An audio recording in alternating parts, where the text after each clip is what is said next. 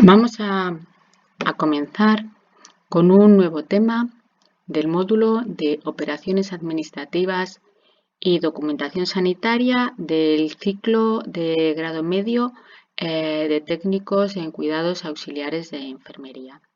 Este tema es de los más interesantes para vuestra profesión, ya que trata sobre todo lo relacionado con el equipo de enfermería. Comenzamos. Lo primero es ver la evolución histórica de la enfermería, que comienza con la prehistoria, la Edad Antigua, con Grecia y Roma, la Edad Media con el cristianismo, la primera mitad de la Edad Media, la aportación árabe, la segunda mitad de la Edad Media. Y de ahí pasamos al Renacimiento y posteriormente a la evolución de la enfermería en los siglos del XVII al XX. Comenzamos con la prehistoria. Desde los primeros tiempos, el ser humano se ha preocupado por asegurar la continuidad de la vida de su grupo y perpetuar la especie. Para ello, organizaba actividades que daban respuesta a una serie de necesidades, que eran alimentación, protección frente a la intemperie, protección del territorio, salvaguarda de los recursos y de las enfermedades. La mujer tenía un papel destacado en la práctica de los cuidados del grupo. Fue la cuidadora de los enfermos en un amplio sentido, es decir, alimentaba, protegía del frío y del calor, movilizaba, etc. Para tratar las enfermedades se aplicaban remedios naturales a base de hierbas o remedios muy elementales, y este conocimiento se transmitía de madres a hijas. Comenzamos ahora con la Edad Antigua. Primero, Grecia. El hombre es una parte de naturaleza y la enfermedad no es más que un fallo, un desequilibrio. El médico lo que intenta es restablecer ese equilibrio perdido para eliminar la enfermedad. Destacó la figura de Hipócrates en el año 460 a.C., al que se considera el padre de la medicina. En el diagnóstico y tratamiento de las enfermedades utilizaba el conocimiento científico, en el que había una metodología, una sistematización y una teorización. Eso es el método científico, hacer algo siempre de la misma manera. Se eliminan así las ideas mágico-religiosas del origen de la enfermedad. Y entre sus seguidores destacó Galeno, en el año 130 después de Cristo. Roma. Las obras de ingeniería benefician a la salud pública. Se hace el alcantarillado. Hay baños de agua caliente. Se da sepultura a los muertos, etc. Se organizan escuelas de médicos. Aparecen las profesiones sanitarias menores, como son los masajistas y los obstetras. Se legisla la profesión médica y la de sus colaboradores. Se crearon hospitales militares, valetudinaria, para atender a los heridos en los campos de batalla y posteriormente se atendió también a los enfermos civiles. La enfermería intuitiva aplicaba el saber adquirido de tres fuentes: el conocimiento de la propia experiencia, el conocimiento por la observación y el saber transmitido de madres a hijas. Como veis, la enfermería sigue siendo fundamentalmente de las mujeres, ¿de acuerdo? Seguimos. Hablamos ahora ya de la Edad Media, con sus 4 etapas. Empezamos el cristianismo. Con el cristianismo comienza una nueva filosofía de vida basada en la ayuda al prójimo. Los cuidados que se prestan son abnegados, pero las personas que los ofrecen tienen escasos conocimientos. Se impulsa la creación de hospitales y enfermerías en los monasterios. Los enfermos eran considerados desechos de la sociedad y solían morir solos y sin ayuda, se los apartaba de la sociedad. Primera mitad de la Edad Media. Los hospitales de los monasterios son centros de asistencia a enfermos. Los monjes sustituyen a las mujeres en el cuidado de los enfermos. Y aquí aparece la etapa de la mujer consagrada, pero los monjes sustituyen a las mujeres. Daros cuenta que es la primera vez que los hombres cuidan a los enfermos, que anteriormente eran solo las mujeres. Se da importancia a la oración en la sanación, se aplican técnicas de enfermería elementales, que son abrigo, alimento, higiene, transporte, cura. Los enfermos pobres y humildes se benefician del aumento del número de personas que se dedican a la atención de los enfermos de manera altruista, vamos a decir, que fundamentalmente estaba esto en los monasterios. Con el crecimiento de las ciudades se construyen hospitales alejados de los monasterios. Es la primera vez que aparecen esos hospitales, pero que no están en esta etapa relacionados con los monasterios. Aportación árabe. Resurge el conocimiento de los clásicos grecorromanos. Las obras de Hipócrates y Galeno se les da más importancia y se recoge el conocimiento de estas obras. Se impulsa el conocimiento de las enfermedades y de sus tratamientos gracias a médicos como Rasés o Avicena, con su canon de la medicina. Avicena establece el canon de la medicina. Segunda mitad de la Edad Media.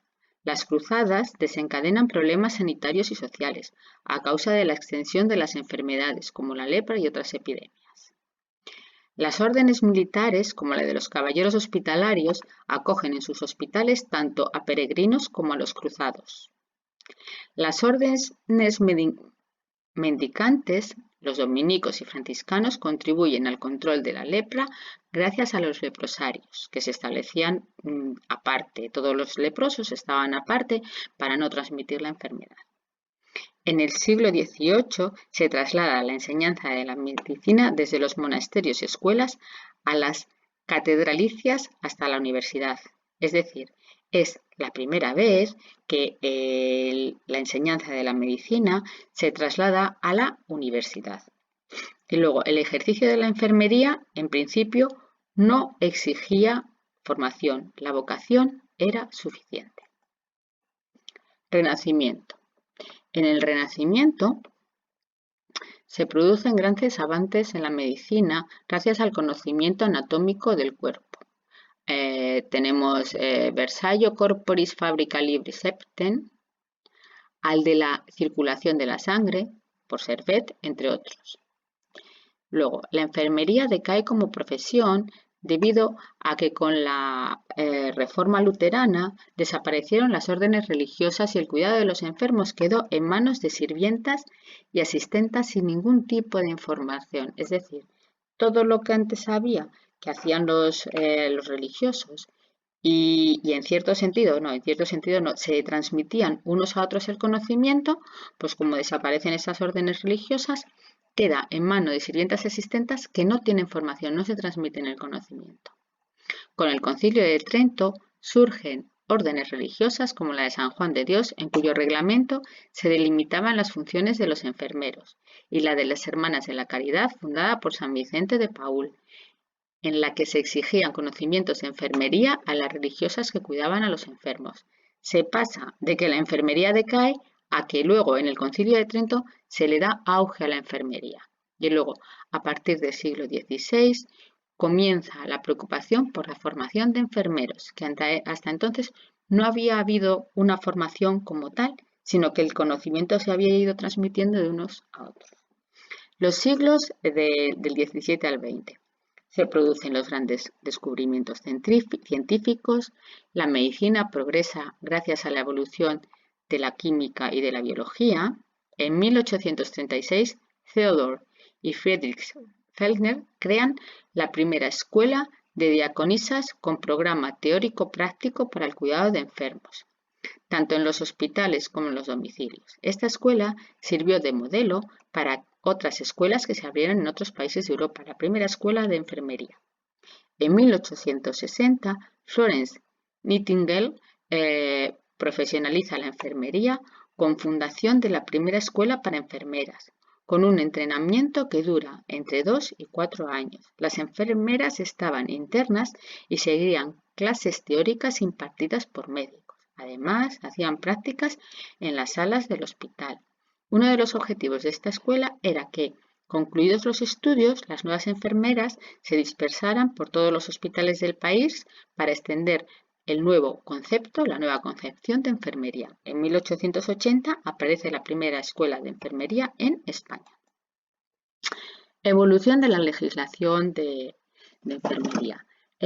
Vamos a ver cómo es esta evolución. Entonces, lo primero que nos interesa es que antes del siglo XIX en España no existía, antes del siglo XIX en España no existía la enfermería como profesión. Las actividades las llevaban a cabo el barbero, el sangrador, el cirujano menor, que se formaban en hospitales y órdenes religiosas.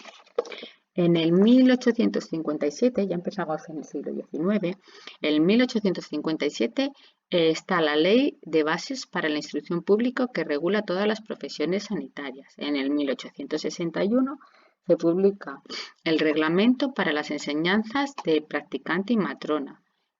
No se menciona la figura del enfermero, solo practicante y matrona. En el 1915 se instituye el título de enfermería y a partir de entonces las profesiones se clasifican en practicante, matrona y enfermeras. En el 1952 hay un decreto que unifica los planes de estudios de practicantes, enfermeras y matronas y aparece por primera vez los ayudantes técnicos sanitarios, que son los antecesores de la enfermería actual.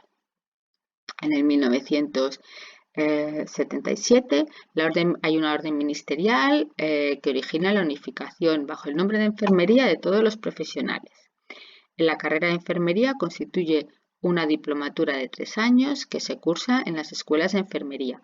Permite obtener el título de diplomado universitario en enfermería, DUE. Es decir, se unifican practicantes, enfermeras y matronas, más los ATS, ¿de acuerdo? Eso es lo que quiere decir. En el 2005 hay un Real Decreto por el que se establece la estructura de las enseñanzas universitarias y se regulan los estudios universitarios oficiales del grado de enfermería, con lo que aparece el título de graduado en enfermería. En el 2008 hay un Real Decreto, el 183-2008, de 8 de febrero, que determina las especialidades en salud y desarrolla la formación sanitaria especializada. Las especialidades de enfermería aparecen ahí.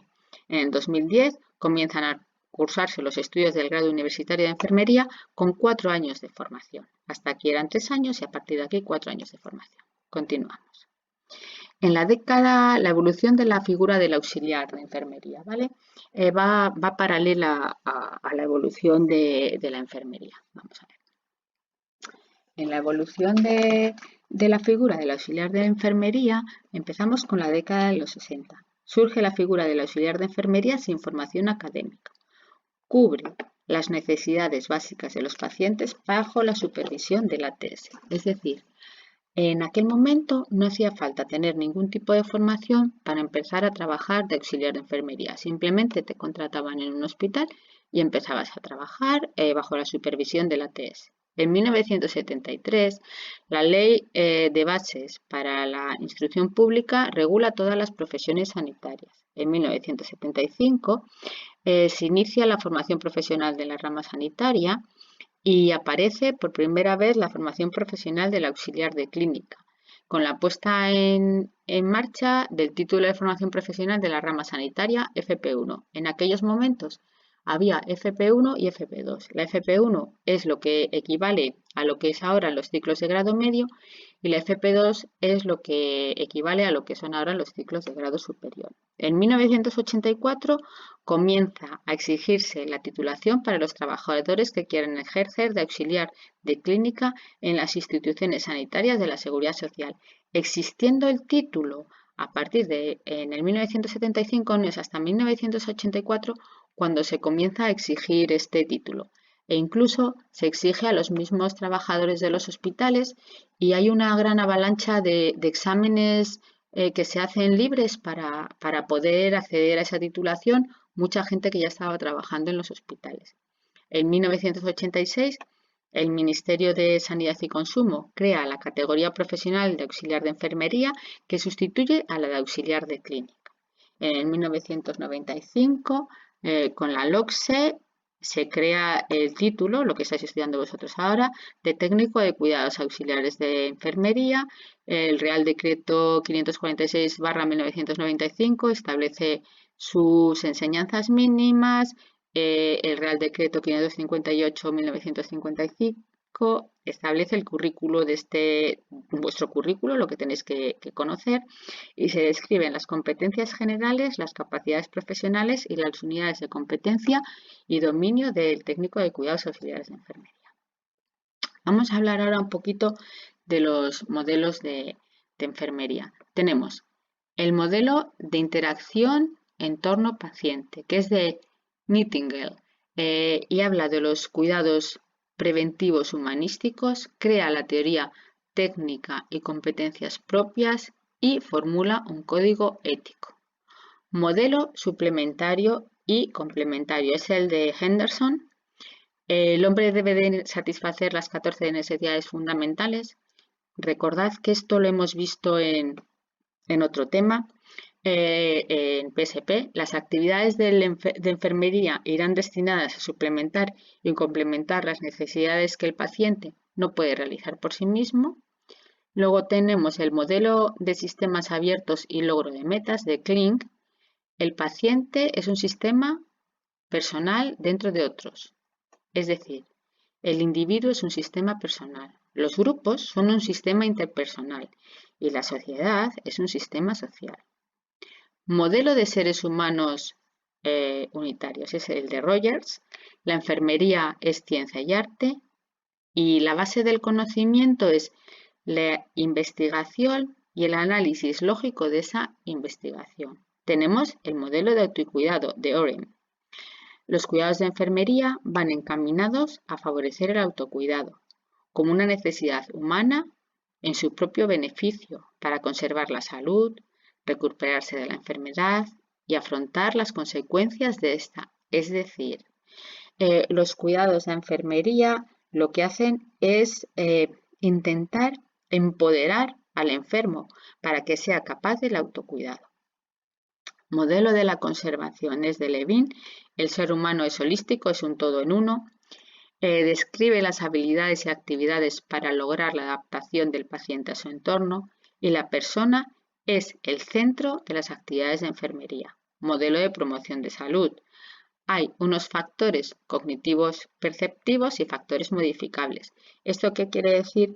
Que de lo que se ve se extrae un conocimiento, se ve qué es lo que podemos modificar para mejorar nuestra salud.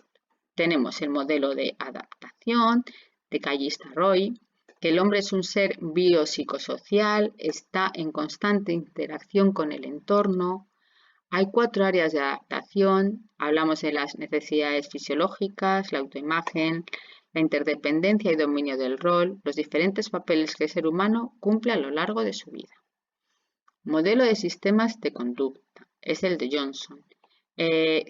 Habla del sistema conductual para lograr el equilibrio de la persona. Su sistema no se basa en lo biológico únicamente, sino en la conducta humana. Se asocia a los 8 subsistemas interrelacionados, cada uno con una meta para conseguir la estabilidad, la dependencia, el éxito, el logro, asociado, agresivo, ingestivo, eliminativo y sexual. Vamos a ver esto que es fundamental, el proceso de atención de enfermería, el PAE. Esto es muy importante, es quizás el núcleo o sí, la parte más importante de este tema, lo que tenéis que saber fundamentalmente.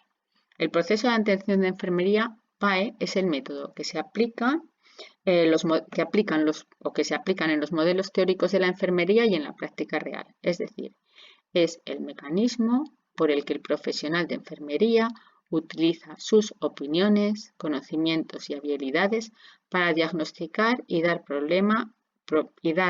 respuesta a los problemas reales o potenciales de la salud del paciente. ¿Cuáles son los objetivos del PAE? Primero, establecer una base de datos sobre el paciente. Una vez que hemos hecho eso, identificar las necesidades de cuidado. Determinar los cuidados objetivos y resultados esperados. Los cuidados, objetivos y resultados esperados. Establecer un plan de cuidado y poner en práctica las actuaciones de enfermería. Y al final, determinar la eficacia de los cuidados que hemos hecho. Hay que pasar por todas estas etapas para tener un correcto proceso de atención de enfermería. Las etapas del PAE son, hemos dicho, valoración, diagnóstico, planificación, ejecución y evaluación. ¿Cuáles son las ventajas del PAE? Pues hay una atención integral individualizada del enfermo, se da soluciones a los problemas reales y potenciales, se organizan tiempos y recursos, se coordinan las funciones del equipo de enfermería, hay un registro documental de lo que se hace y todo esto permite evaluar con eficacia las actuaciones que se han llevado a cabo.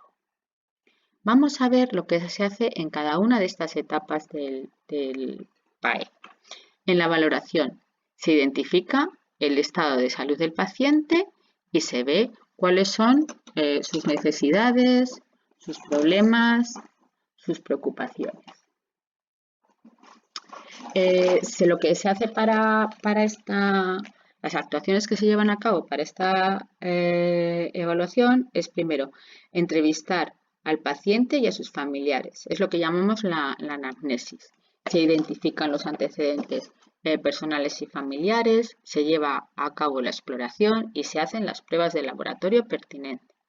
Una vez que hemos valorado, pasamos al diagnóstico, que es organizar, analizar e interpretar los datos reunidos en la fase anterior para hacer los diagnósticos de enfermería que servirán de base a las fases posteriores. Hacemos el diagnóstico de enfermería, esa es la actuación. Planificación.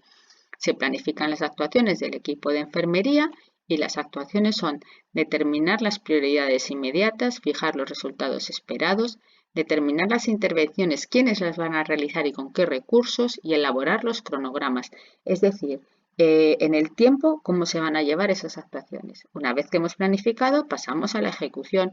¿Cuál es el objetivo de la ejecución? Poner en marcha el plan y durante su realización se deben de seguir recogiendo y valorando nuevos datos que pueden ir apareciendo porque el enfermo va evolucionando, con lo cual aparecerán nuevos datos que tenemos que seguir recogiendo. ¿Cuáles son las actuaciones? Realizar las actividades de enfermería, las que hemos planificado, registrar las actividades realizadas y mantener los planes actualizados. Por eso se recogen nuevos datos para actualizar los planes, ¿de acuerdo? Y que se adecúen en todo momento al estado del enfermo. Y al final tenemos la evaluación. ¿Cuál es el objetivo de la evaluación? Determinar en qué medida se han conseguido los objetivos esperados para adaptar y comprobar la calidad de los cuidados. Llevar a cabo ¿cuál es la actuación? Llevar a cabo una evaluación de cada una de las etapas del PAE y ver si ha sido eficaz o no ha sido eficaz. El PAE es una tarea propia del Diplomado Universitario de Enfermería y el personal auxiliar debe de estar familiarizado con estas técnicas y contribuir al desarrollo satisfactorio de este plan. En la etapa de valoración y evaluación colabora con el Diplomado de Enfermería aportando los datos observados de forma oral o registrándolos en el documento correspondiente. En las etapas de diagnóstico y planificación colabora y consensúa las actuaciones y protocolos correspondientes dentro del plan de actuaciones. En la etapa de ejecución realiza las actuaciones que le correspondan, bien de forma autónoma o colaborando con el Diplomado de Enfermería. En la etapa de evaluación colabora en las valoraciones. ¿Quiénes son los componentes del equipo de enfermería? Tenemos el enfermero o enfermera, el técnico de cuidados auxiliares de enfermería y entre ambos constituyen los equipos de enfermería. ¿Cuáles son las funciones de los técnicos de cuidados de enfermería? Tenemos la orden ministerial del 26 de abril de 1973 y entre los artículos 74 y 85 se aprueba el Estatuto del Personal Sanitario Titulado y del Auxiliar de Clínica de la Seguridad Social. El Real Decreto 177 de 1984 sobre estructuras básicas de salud señala, entre otras, las funciones del auxiliar de clínica en atención primaria.